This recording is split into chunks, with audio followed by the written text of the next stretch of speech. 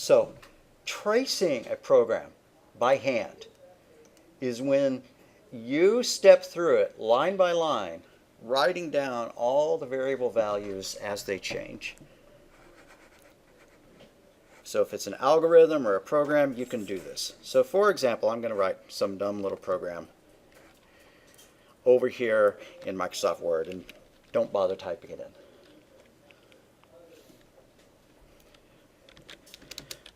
I is equal to, I'm going to use X and Y. X is equal to scanner.nextInt, whatever. Like I said, don't type this in.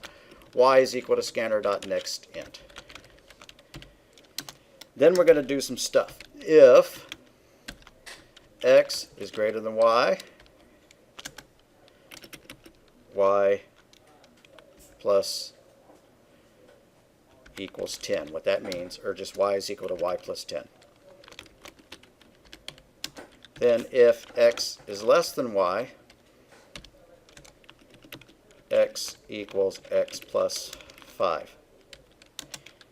If X is equal to Y, then X is equal to 100, for whatever purposes. So what I'm going to do, see if I can get a second one of these going. Two windows on the screen at the same time. Is I need two columns. A third could be used for anything that was printed out, but 2 is enough in this case. So we have an X column, we have a Y column, and then we could tack on an output column. So we could conceivably have 3. I'm going to take this and turn it into a table real quickly. Insert table, convert text to table.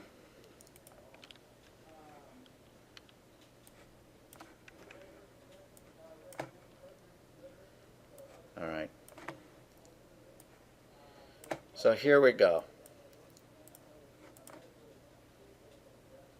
Why won't you let me select that? Okay.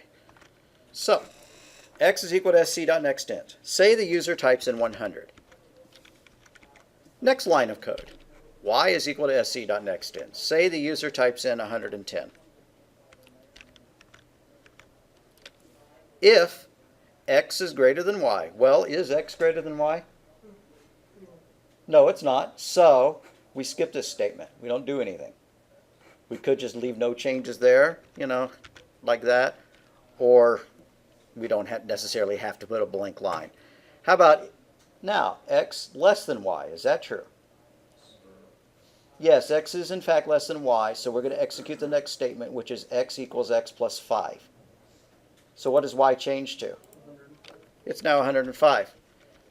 Now we're going to go to the next if statement. If X is equal to Y, are they equal? No, so nothing happened. So that's really the end of that flow.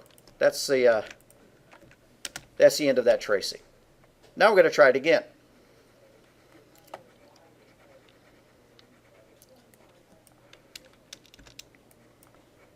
But we're going to start with different starting values.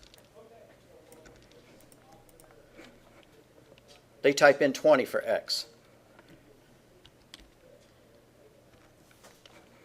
They type in 10 for Y. Then they do a comparison. If X greater than Y. Is X greater than Y? Yeah, it is. So what happens? We add 10 to Y. Y is no longer 10, it's 20. Next line of code. If X less than Y. Is X less than Y? Not anymore. They're equal, right? So nothing changes. Then we go down here. If X is equal to Y. Is that true? Then X becomes 100. And we're done. That makes sense? Just line by line, you pretend you're a computer, and you don't want to be tedious, and every time, that, and oh, this value changed. So, you don't need to write down the value of every variable as you go along. All you need to do is write down when it changes, right? So you don't need to do all of that. Yeah. Strictly speaking, that'd be correct, all those changes, but they make it hard to see when the values actually change. So I'm going to undo all that. That's hand tracing a program. Am I going to ask you to do that? No. What you really do nowadays is you test it on a computer with a debugger if you're using an IDE, which we are.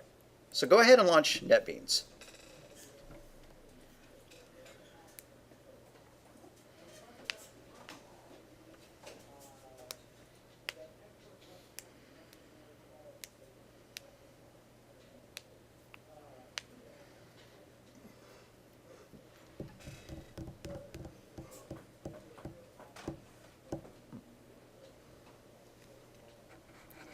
Let's make a new project, September 5.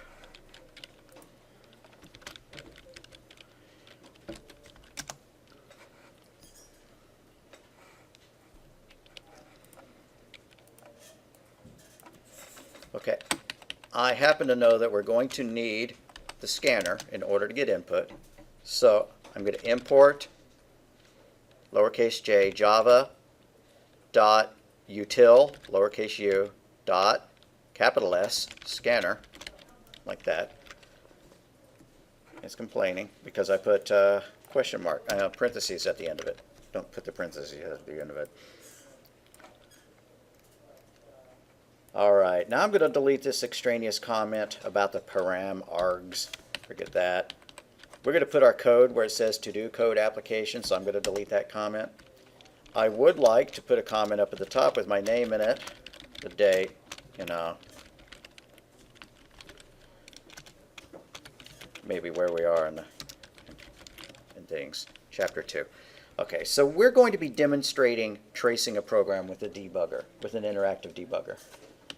And a lot of the intro classes don't use NetBeans. They make you write all this stuff with a text editor and compile it, and that's great and all. You learn it, but I want y'all to learn the professional tools. Debugging with the debugger, setting breakpoints and things like that is incredibly important to you when you become a professional programmer. I had a question on the yes, sir. commenting our programs. Obviously the header, we know what we're supposed to put up there. How much description for each of the various programming statements do we need to include? A good way to do it is if you can break your program into paragraphs, logical paragraphs, like you have something that checks something and prints the answer out, or something else that calculates a value. You don't need to comment every single line of code. That is way overkill. So if you can break it up like with white space and put a comment at that top, that's a good idea. Also, when you're writing your own functions, your own methods, every method should have a description of what it does. So I'll try to illustrate good programming, good commenting as we go along. I may not remember to when we're doing this kind of stuff, because quite often what we do is just tack on a whole bunch of statements in a row to illustrate things rather than writing a working program. But if we're writing a working program, which we will in a little bit, then we'll comment it. So, all right, just like we did in the last one, I want two variables. Int x is equal to 0. I'm going to go ahead and initialize it. Int y is equal to 0. Now, let's ask the user for those values. System.out.println, what is x, question mark. And since I know I'm going to be printing a whole bunch of other stuff, I'm just going to copy that line of code and paste it next time I need a print line. I haven't created a scanner yet. I made a mistake. So above that system.out, I'm going to do scanner sc is equal to new scanner system.in. And you Python programmers are already regretting your choice to learn Java. I'm kidding. Just you have to go through tedious amounts of little things like that in order to start getting input. Now we can do s is equal to scanner.next int, like that.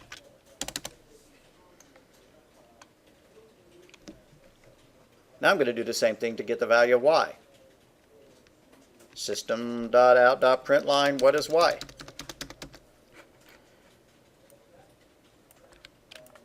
We could name the variable love and say, what is love? Baby, don't hurt me. And then 3/4 of you would wonder why I just said that. Okay, y is equal to sc.next int. I think by the time a pop culture reference is more than 20 years ago old, I need to drop it. Here we go. Now we can do that if stuff. If x is less than y, y plus equals 10. That means add 10 to y and store it back into y. If x is greater than y, I think I goofed that up from my program over here. I want to check again to see what my code was. Oh, it started off x greater than y. Make this first one x greater than y, just to match the one that I did in my Word doc. And then if x less than y, x plus equals 5. And then lastly, if x equals y, x equals 100. System.out.println, let's print out the final value of x. X is now plus x, like that.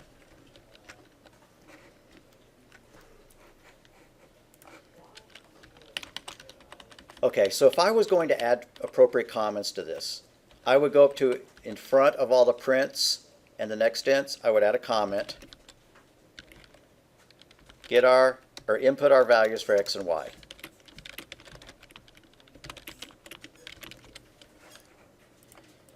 And then in the next white space, I would add a comment, calculate new values for x and y. And then above the last one, I would do display results.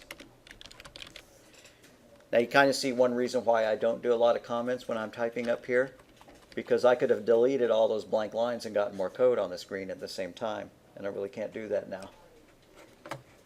But commenting is very important, so I will try to illustrate it. I'm going to build and run the program to see if it works. Is this a really great, awesome program? No, but we're going to learn how to use the interactive debugger. So run, clean and build project, build successful. Now run the program with a green arrow. What is x? X is 90. What is y? Y is 80. All right, so it did do something. Now I want to watch the variables change, just like I was doing in my Word doc. Anybody need help correcting syntax errors at this point? I don't hear very many fingers typing, so I'm going to assume it's working. Come up here and let's set a breakpoint. I'm going to set my breakpoint on what on my line, my system is line 22. If x greater than y. What does setting a breakpoint mean? Come over to the line numbers, right click on it, and do breakpoint, toggle line breakpoint. Notice it puts a red square there on the line number. What is a breakpoint? That means if we run the debugger, it's going to break at that point, meaning it's going to stop. Let's do that. Now I'm ready to debug. So I click debug project or debug file, either one would work in this case. The program runs for a while, and then it says, what is x? Well, x is 90. What is y? Y is 80. And then it stops. And you see how that red line became green? The program is no longer executing. We're in the interactive debugger at this point. We can hover our cursor over the x, and it'll tell us the value of x. X is currently 90. We can hover our cursor over the y, and it will tell us the current value of y. Y is 80. If we want to see all of the variables at the same time, we ought to be able to do that. I'm going to come up to under Windows, Debugging, Variables. You see what I did here? Windows, Debugging, Variables. And we see a list of all the variables we currently have defined, including the scanner. The value of the scanner is never going to change. It's just a utility for reading input. But x and y are going to change. Okay, so I'm going to come back up here and I'm going to go through it line by line. You see these little pages with the yellow arrows on them? Look for the one that says step over. Not step over expression, but just step over. It's the rightmost of the page with the arrows. Excuse me, leftmost of the page with the arrows. Click that and you'll see that the line went down one. Now the next line is highlighted in green. It means it's now going to execute that line. It did that if statement, now we're here. I'm going to click step over again. So what it do? It added 10 to the y value of y. If I look down here, Y was 80, and now it's 90. Notice that it kind of highlighted it, it bolded it. If you can see down there, 90 is in a bold type. Do that again. Step over. Is X less than Y? No, it's not. So it skipped that statement because this wasn't true. So the program doesn't run that line of code, so neither does the debugger. It skipped all the way down to that line. So we can predict, is X equal to Y? Well, if I hover my cursor over X, it's 90. If I hover my cursor over 90, it's 100. It's 9. Excuse me. X is 90, Y is 90, so it's definitely going to run that line of code. And I can see that in the variables down here. So I'm going to go ahead and click step over. If the if statement was true, so it's now executing the line underneath it. Step over again. X now changed to 100. We can see that here. We're on the line of code that's going to print it out, so as soon as we do one more step over, it's going to print our final output out. If we come over here and we look, it says X is now 100. I hope that made sense. We will use the debugger more.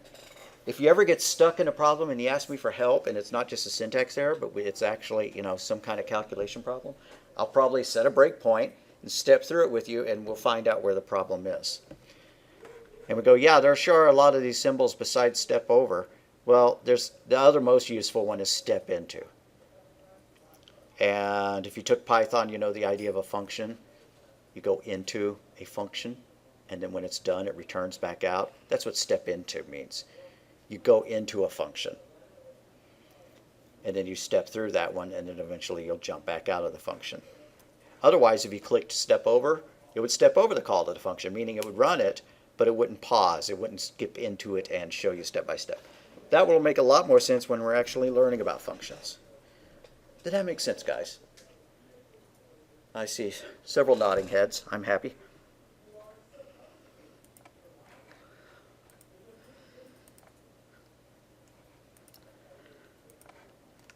So, loops. This seems a little bit early in the code to be talking about loops, but loops are an essential thing to computers. What do I mean by that? So much of your programming involves 3 steps. Gather input, process data, do output. And usually that's incorporated into a loop. For simple reasons, I mean, like you might write a program that's going to convert temperatures from Fahrenheit to Celsius. What is the temperature in Fahrenheit? 300. Well, in Celsius, that's 212, whatever, Do you wish to repeat?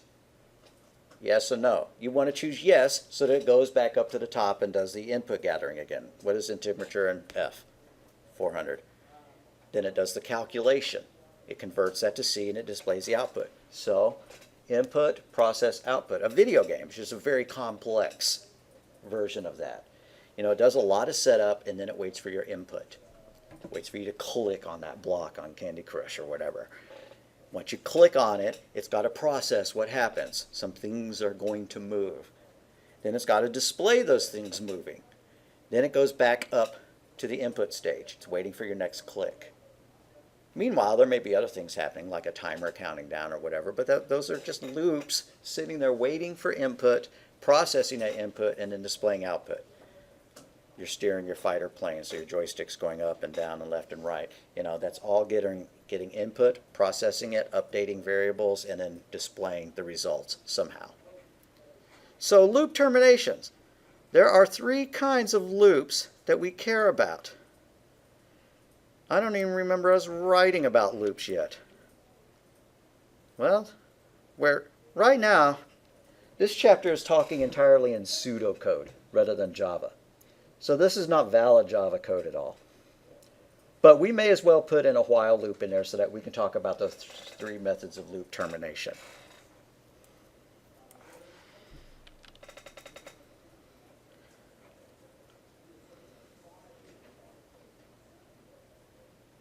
I don't even want to do that. But think of it this way. If you're going to have loops in your program, you could have a counter loop. Not counter as in against, but something that's counting. You're going to print birthday 20 times or 10 times. You need a counter to keep track of the number of iterations. Let's do that. That's the simplest kind of loop. Let's do a counter loop. So go back to our code. We need to stop our debugger now. So I'm going to just click that red square. That ends our debugging session.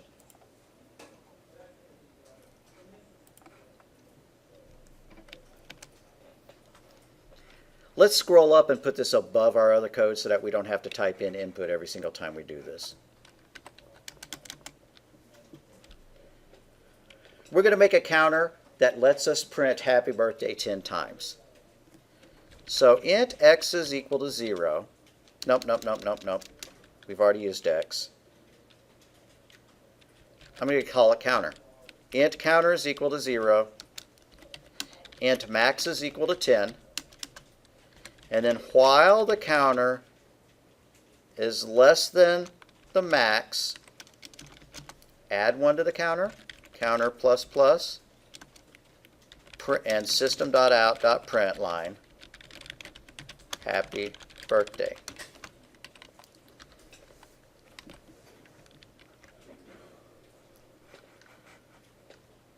So now I run it. It should print happy birthday 10 times. I could prove that by actually printing the value of counter out. So where it says happy birthday exclamation mark, let's tack on plus counter there. And I need to stop the program from running. It's still running. So you see down here where it says run parentheses in parentheses. Click that and you can close it. We're doing that so that we can run it again after we've made that change. Why is it sitting there waiting? Because it's asking us questions. What is X and what is Y? And we didn't answer those questions. So that program was left hanging, left running open. Okay, so I'm going to press the green arrow again. It's going to run it. And it prints happy birthday 1, 2, 3, 4, 5, 6, 7, 8, 9, 10. That is an example. I can bring that code back if you need it. That is an example of a counter loop. It's counting, right? It's got a variable that keeps track of the number of iterations. Then there's the idea of a user query. That's after you do a whole bunch of stuff and then you say, do you wish to continue? YN. And the user has to pick, yeah, I want to continue. Query means ask a question. You're asking the user if you want to repeat. That's the second kind of loop. Let's do that one. So this is an example of a counter loop. I'm going to put a comment here. Counter loop. Now we're going to do a different kind of loop.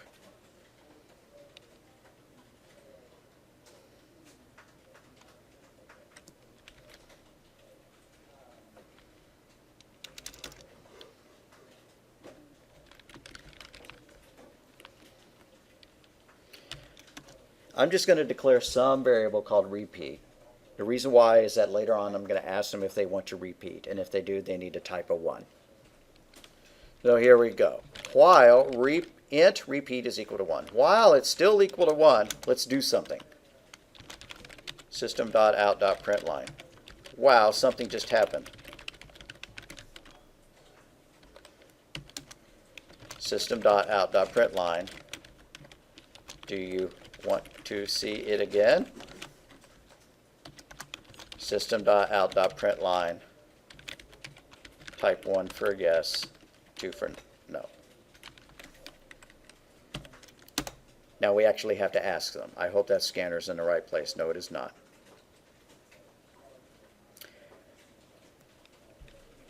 So repeat is equal to sc.next capital INT. Now this is going to give us an error because SC is not defined. If we scroll down, we'll see why. The scanner is actually defined underneath it. So this is a side effect of me having put all of our code up at the top. Cut that scanner line and copy and paste it so that it's the first line of the main method. So you just need scanner SC is equal to new system scanner right up at the top. You need that, or else we can't use it to get our input here. So I had to scroll down to where we defined our scanner, cut that line, I moved up to the top, and I pasted it. It has to stay within that main, right? We could move it outside of main, but we'd have to do something funny with it. And I'll show you. Will it make it global so you never have to I'd have to make it global, and it would look like this. Static scanner sc.next, and now it's global to every method in the class. Right, yeah. I'm going to do that, but since you have the idea, that's good. All right, maybe it's going to work. Here's that code. I have another instance of it running. I can look down here and it says running. So I'm going to close that one. I'm going to click on where it says running and click the little X. And I'm going to keep doing that until there are no versions of it running now. Then I'm going to rebuild it with the hammer and broom and then click run.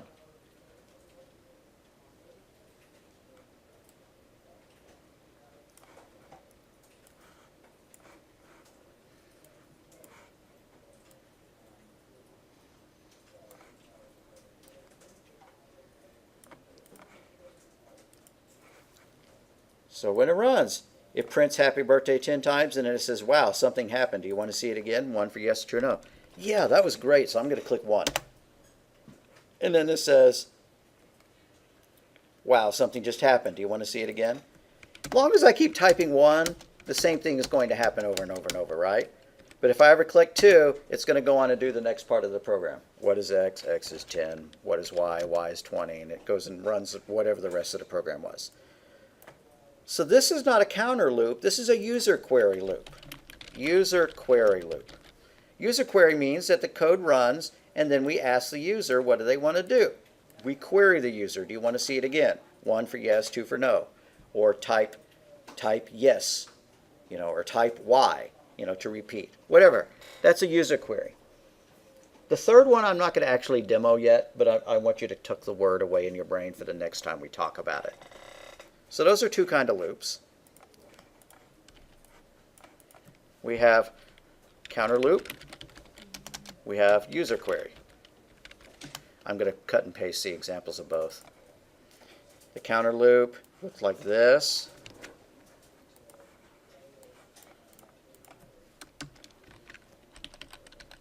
And the user query looked like this.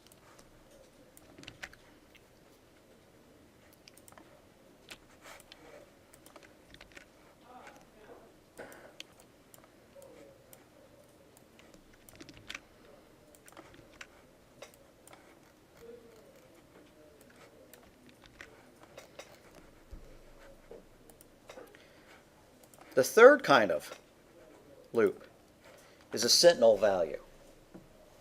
What does that mean? That means the program is running and it's asking you to do things like, what is your score? Or -1 to quit. And so you type 20.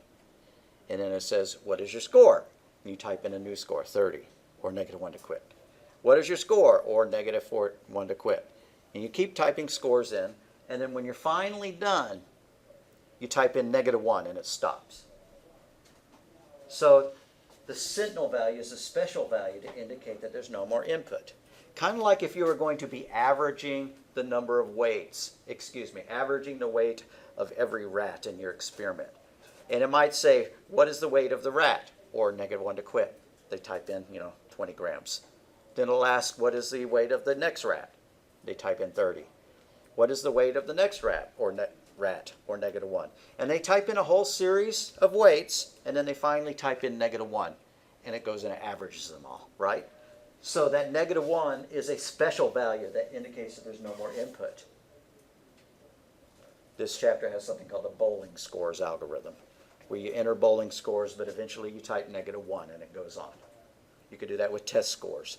You want to average out all the test scores. Enter test score or -1 to exit. You keep doing that, and then finally when they type -1, you're stopping the data gathering phase and you process and display your output. So that's the third kind.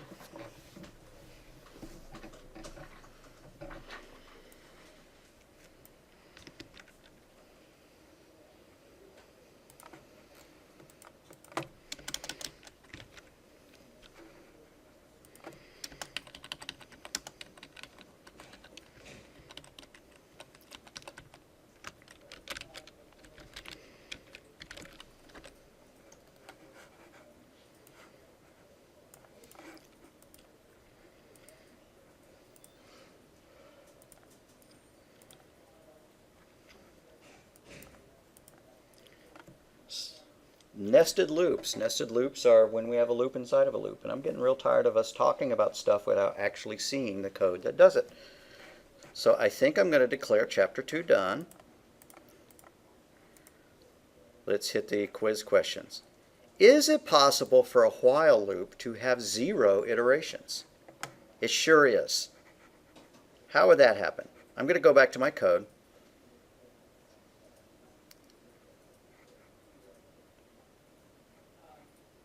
Why did my brain freeze? There we go. And you see here where it says while counter is less than max. What if we set our counter equal to 20?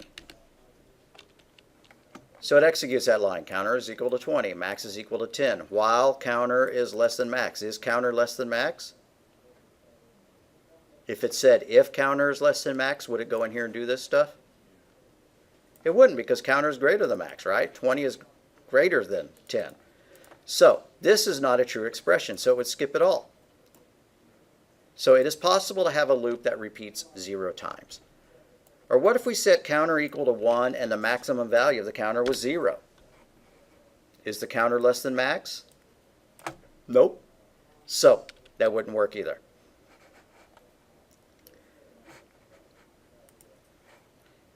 What is a signal value used for? Does it specify the first value? Does it print an error message? Or does it signal the end of input? We just talked about that, guys.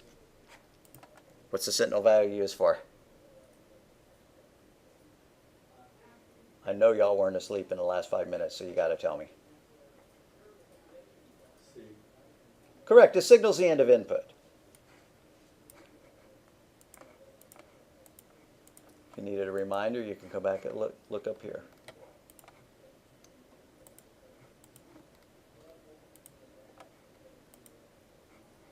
Really? Okay.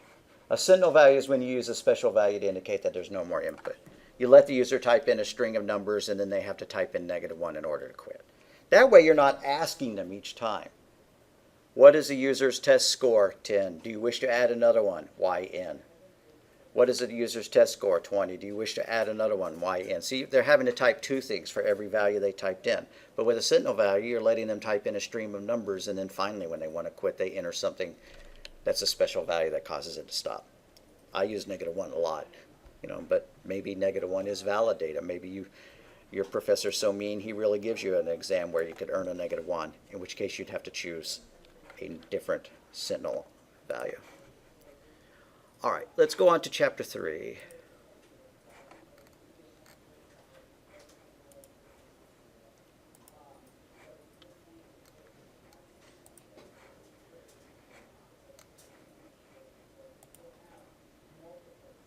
Don't know why I said week 1.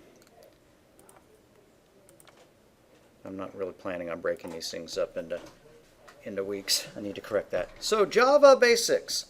This is going to be an interesting chapter because we've already been writing our programs before the book ever even introduced them. That's because I think it's more interesting for you, and you learn better if you're actually using Java rather than waiting until chapter 3. So our first Java program.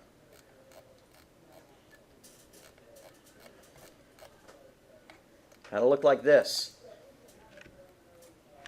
It had this word class, and then it had this thing here that said main, and then inside there was a command that printed hello world. Every time you make a new .java file, you're going to be putting the word class in there. Every Java file incorporates a class. Every class is in a Java file. There should be a one-to-one correlation. Every class you make should be in its own file. And the names have to match. If you name your file hello.java, it'll say class hello. When we made our code, our class was called September 5, 2017. In my case, we look up at the file name, it's September 5, 2017.java. So this has to match that, except when you have a file name, you tack on .java. The class is the chunk of code that we're currently working on. Then, inside each class, there will be one or more methods, most likely. A method is a function. We call them functions in 1.1.1.3. It's a block of code that's executed. Main tells Java what's going to run first. Without a main method, the Java program won't even run. If I edited my program over here to remove, whoops, did not mean to run that.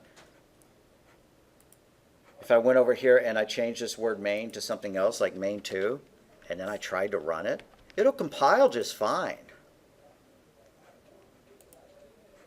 That's not a syntax error to rename your method. And, call it Fred, and then clean it. Okay, but if I try to run it, I get an error. It says no main found. It doesn't know what to run first. That's different from Python, where it just started its first statement, right? You didn't have to make a main in order to get it to work. In C, C++, and Java, you do have to have a main. So you're going to see one of these in every single program you write. And so you need to actually have this memorized. You need to be able to sit down and type this stuff in by hand. I think I've said that before.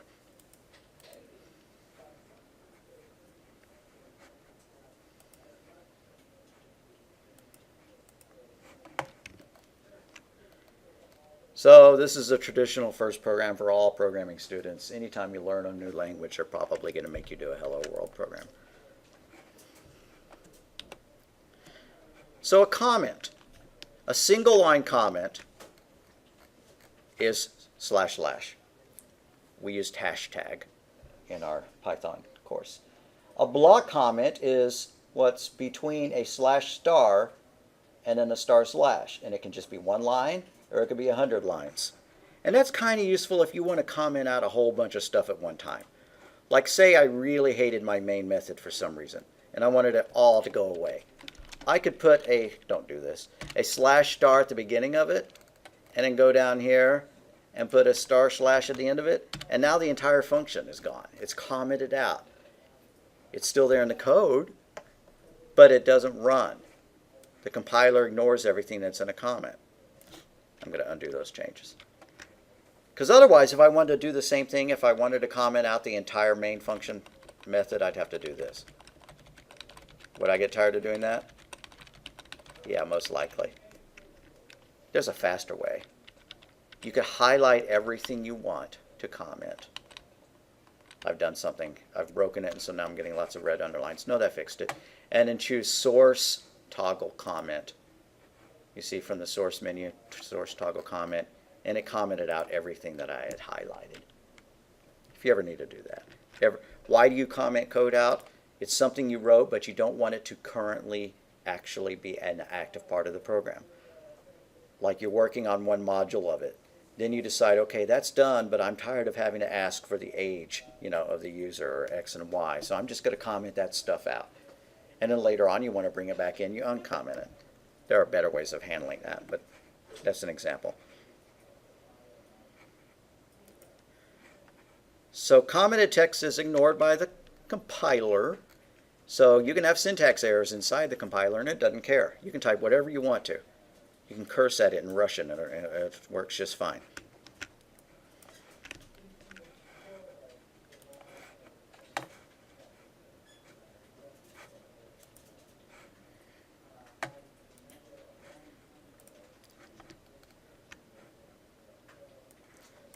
So, all Java programs must be enclosed in a class. What is a class?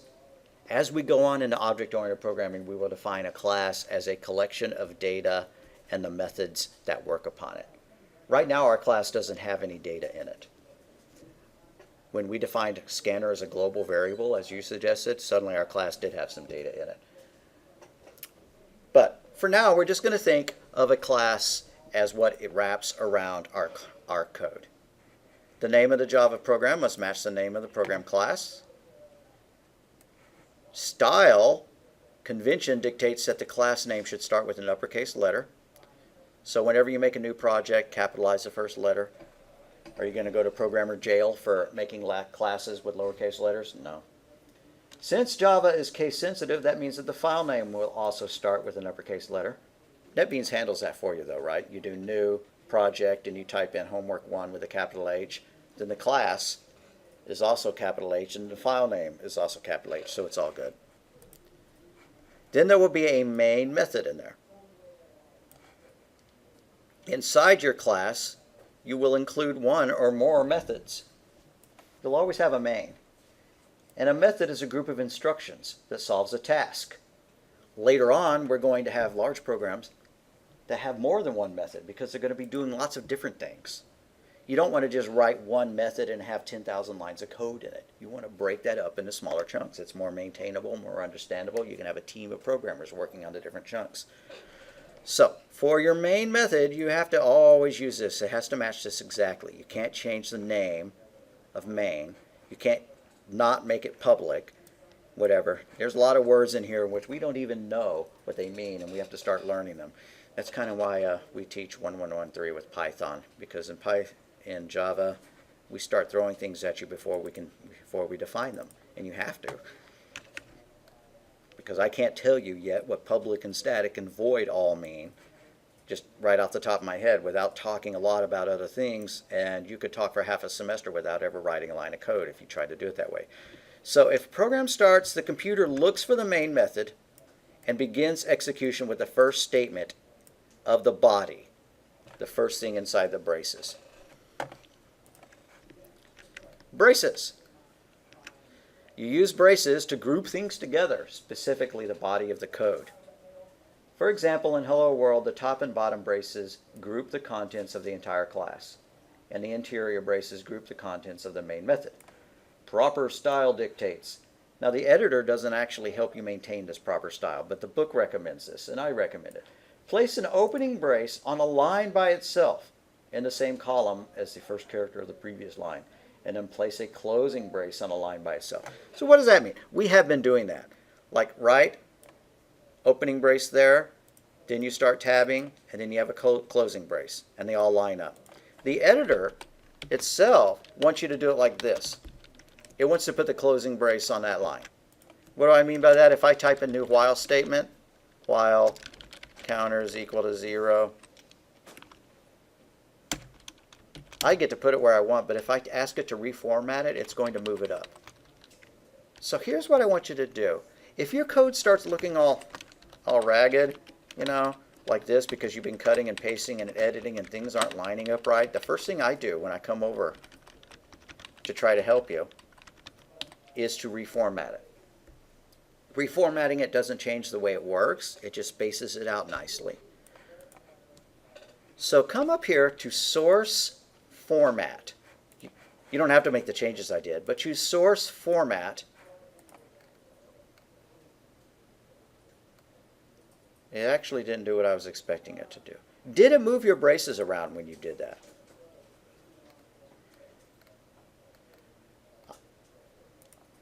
Look what it did on mine. It added some braces here like this. If x is greater than y, then it has the brace in the same line. If x is less than y, it put the brace in the same line. And we just said that proper programming style is to do that, right? Put the braces on their own lines, like that. So why didn't format do that? Well, we can tell format to do that. If you want to change the behavior of the format option, and I strongly recommend you do this, go to Tools, Options. So I chose Tools, Options, and then I'm going to go into Editor, Formatting. One last choice we got to make. I'm going to repeat those all. Tools, Options, Editor, Formatting, and then where it says Category, choose Braces.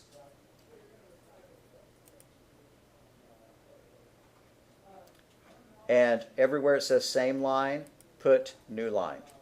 So braces placement. Class declaration goes on a new line, method declaration goes on a new line, and all others go on a new line. And then just click OK. Now the next time we reformat it, it's going to reformat it to the way that the book recommends. Why does NetBeans follow a different standard? Well, people just have different standards, and the people who wrote NetBeans like that standard. So now I can choose Source Format, and it puts all the braces on their own lines. I recommend doing that, but if you work in a group of programmers and they prefer the other style, you better just learn to like their style. If you go in and you reformat 10,000 lines of code to move the braces all around, then they're going to think that you're an idiot. So But if you're writing your own code, you get to pick, unless there's an actual company standard that you have to follow. I recommend you follow that. So use format if your code starts looking confusing. Also use it if you get strange errors like, let me see if I can give you an example of a strange error. I've just introduced an error. And say I'm trying to build it and I can't figure out where the error is. The compiler error, compile failed, blah, blah, blah, reached into file while parsing. You will quickly become acquainted with this error because what it means is that it hit the end of the file and there wasn't a closed brace where it expected. You could come in and just say, oh, I know what I'm going to do. I'm going to add a closed brace then. Didn't you have a nagging feeling? Was that the right thing to do? So you could choose source format and you could start looking at it, your code, to see if that looks right. If x is greater than y, do something. If x is less than y, do something. Then we kind of see an anomaly here. Why is this if x equal y nested within that one? We didn't mean for that to happen. Ah, that's because I accidentally deleted that brace. Now when I try, so I put that back and I reformat it again, and now it looks right. All the if statements are up and down. But if I try to build it, I'm going to get another error now. Why? Because remember that brace I added at the bottom? We have too many braces. So now when I clean and build it, it says error, class interface or enum expected. Why didn't it tell you that you had too many braces? Well, computers don't necessarily tell you what the things in a most obvious manner. If you get this, error, class interface or enum expected, it means that it was not expecting a closed brace there. Why was it not expecting one? Because there wasn't an open brace. For every open, there has to be a close, and they have to be evenly matched. So if you don't have enough closed braces, then it's a problem. But if you have too many closed braces, it's a problem. So I'm going to delete that. So anyways, I hope I sell you on the idea of the formatter. Source format can save you a lot of problems, especially if you're cutting and pasting code and things aren't lined up properly. Something else I want you to see is how to shift stuff to the left and to the right. Select some lines of code and then hit the tab button. You'll see it go that way. Maybe you're used to doing that in a word processor. But you can get it to go the other way by holding the shift key, shift tab. That's just helpful. You've written a whole bunch of code, but then you want to put it inside a while loop. Well, you might need to select all that code and hit tab so that you can put an opening brace and a closing brace. Say I had done that. Say that I did not know that I needed a while statement here, and so I wrote the code like this. Then I go, oh, I need to make a while. While repeat is equal to 1. Okay, yeah. That's not looking too great, right? It's not the standard that we've been following. So yes, you could choose source format. You can hit tab, and that'll bring it over. Useful keyboard shortcuts. Another useful keyboard shortcut is pressing the home key. On a Mac, this does something completely different, but on Windows, it brings you to the first character of the line. Why would you want to do that? So maybe you could hold Shift and the down arrow to select several lines. Then you could cut them. Control X is a cut, and Control V is a paste. So home is very useful. It jumps to the first part of the line. The end key is also useful. It jumps to the very end of the line. Those are just fast ways of moving around. And I always type too fast, and if I get too far ahead of you, tell me to slow down. I mean it. Don't wait for me to wander around and try to help you fix things, because if you're missing half the code because I started typing too fast, it's way better for all of us if you just tell me to slow down. Please, I absolutely mean that.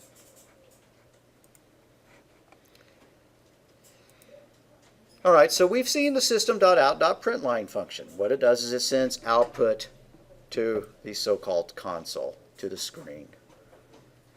What does the ln mean? It means it goes to the next line. If you leave the ln out, it doesn't go to the next line. So like here on our happy birthday counter, I'm going to remove the ln so it just says print, system.out.print, happy birthday. Now watch what happens when I run it.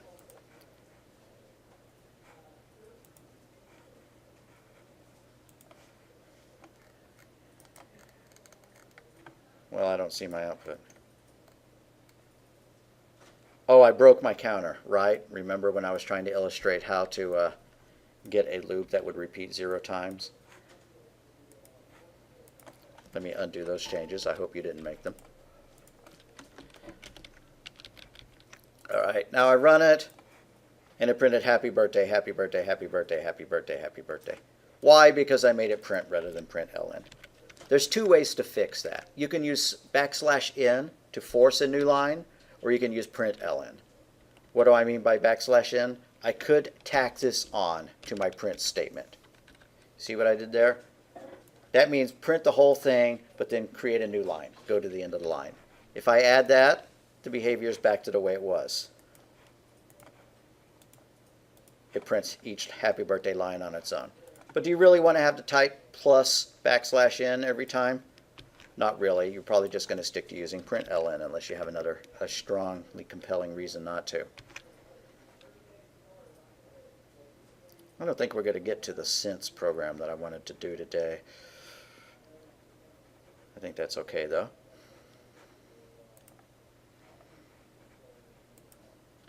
Compiling and executing.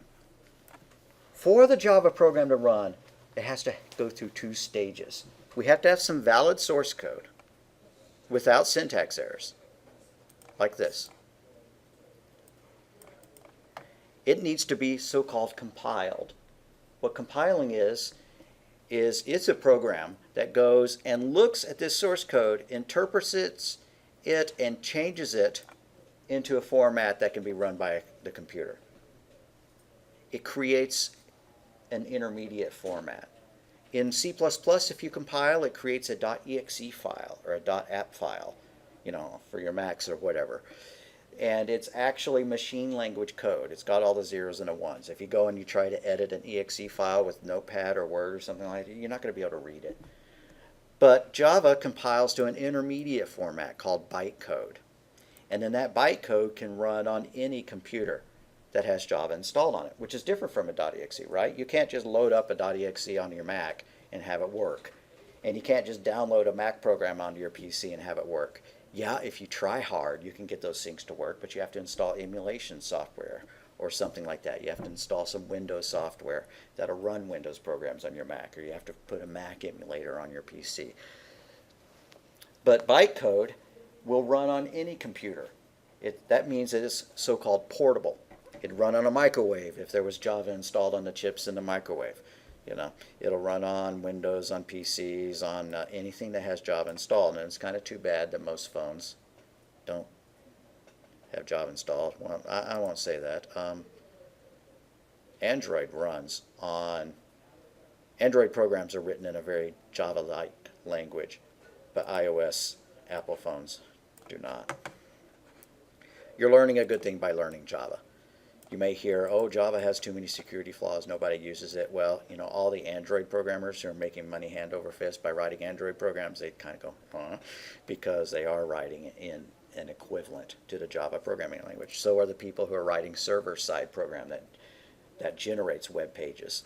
So the user does not have to have Java installed. But we had to install Java so that we could write these things and run them.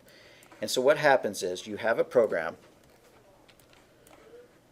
You have source code.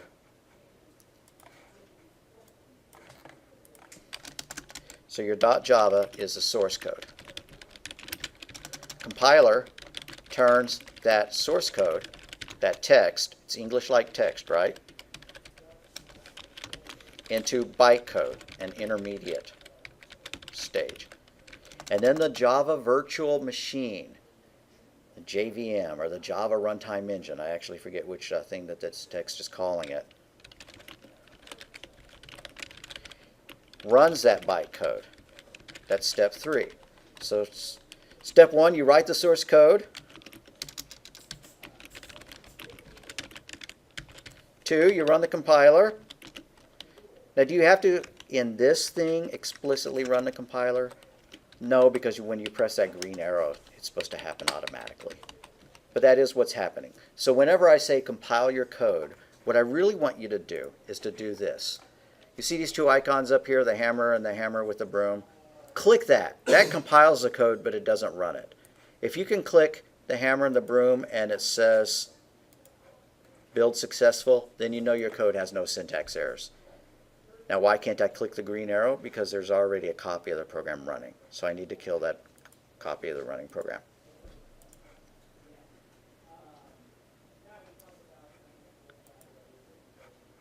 Gonna need to stop lecturing and work up a homework assignment real quick. So the compiler creates an intermediate program called bytecode. That bytecode can be run on any machine. When we finally, that has Java installed on it. When we finally click that green arrow up here, it runs that intermediate code. It runs that bytecode. And so that's where, the magic actually happens and we see the code executing. It's a bit of a different process than C++ or anything else that compiles to an exe, an executable file.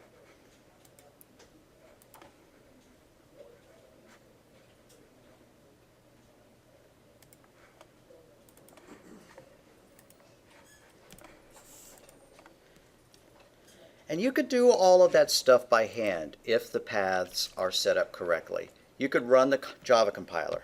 It's Java C. Now I type Java C and it doesn't do anything because the Java compiler is not in the path. If you're a Windows wizard, you know what the search path is. You type path, it'll tell you all of the directories that are in the path, but if your program you're trying to run from the command prompt is not in one of those directories, it will not execute. So we cannot compile by hand. But I want you to try something different.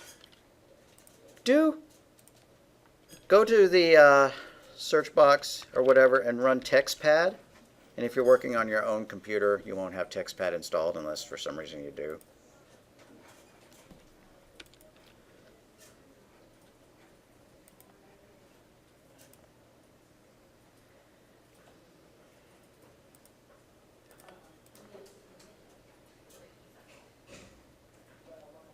I never remember how to change the size of the font.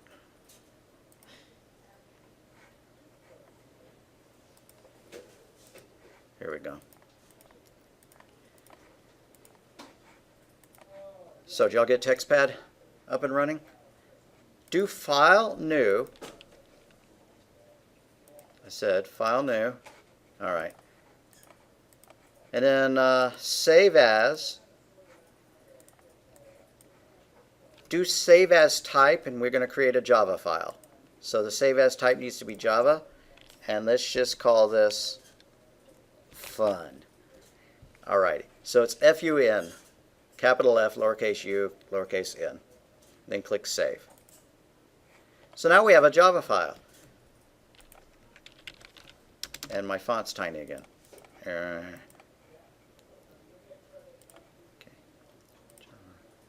Font. Okay, what does every Java program need? It needs a class statement. The class statement needs to be the same as the name of the file. So class fun.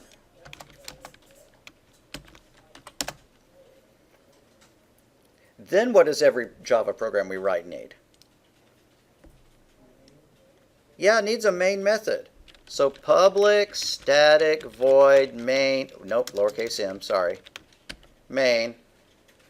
And then it needs a place to hold parameters. So I'm going to type string with an uppercase S, args, followed by a square brace and then another square brace and then a parentheses. And then a curly brace. And inside there I'm going to do system.out.println. Wow, fun. So there's our Java program. You take class from other teachers, that's pretty much what you have to do, rather than have it create all that boilerplate with you when you use NetBeans. And I'm not bragging about that. I'm not saying that I'm a better teacher than them. There's something to be said for doing it bare bones like this. It lets you memorize these things a lot more quickly. Okay, now I'm going to try to run it. Do a file save. Now we want to run it. So Tools, external tools, compile Java. Tell me if that option is there for you. And it says tool complete successfully. Now all that did is make a Java file that can be run. It didn't actually run it. So then we have to do tools, external tools, run Java application. So it's a two-step process. And it runs it in this window. I ought to be mean and make y'all use TextPad rather than NetBeans for a while. But nah. Does TextPad or any other notepad type thing let you do that interactive debugging where you set a breakpoint? No, it doesn't.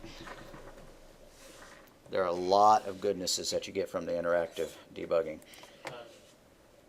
Where'd you go to compile it? See if this option is available to you. Where did I go to compile it? Do tools, external tools compile. Do you have that option? Okay. If those options here are not available, then there's some additional configuration you have to do. But if you install TextPad on a machine after you install the Java development kit, it ought to be configured automatically. Am I telling you need to install TextPad at home? Nah. Just use NetBeans.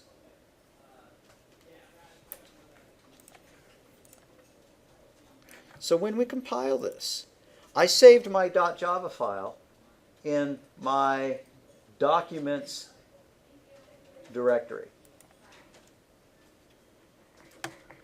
So I'm going to go and start a command prompt and go to that directory.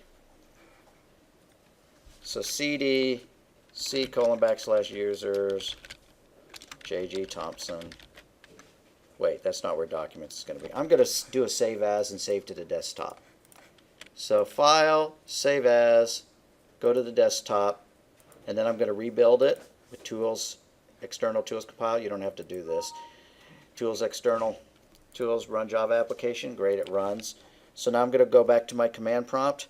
If you want to run a command prompt and you don't want to use the start menu, you can always hit Windows R for run and then type CMD. Now I'm going to go into my desktop, see if that file is there. Do I see fun out there? Yeah, there it is. Fun.java. That's the file containing your source code.